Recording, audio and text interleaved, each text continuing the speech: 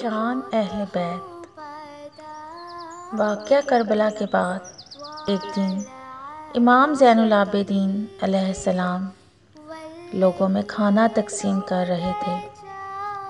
کھانا لینے والوں کی قطار میں سے ایک شخص جب آپ امام زین العابدین علیہ السلام کے پاس آتا ہے تو آپ اس کو غور سے دیکھتے ہیں، پھر اس کو کھانا دے دیتے ہیں۔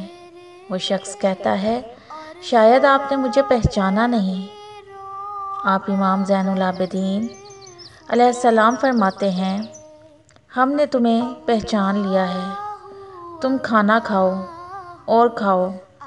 اس شخص نے کہا، آپ نے مجھے نہیں پہچانا، پہچان لیتے تو کبھی مجھے کھانا نہ دیتے۔ آپ امام زین العابدین علیہ السلام نے فرمایا، اے بندہ خدا، ہم تمہیں کیسے بھول سکتے ہیں؟ جب ہم قیدی تھے اور تمہارے شہر سے گزر رہے تھے تب تم نے ہم اہل بیت کو پتھر مارے تھے۔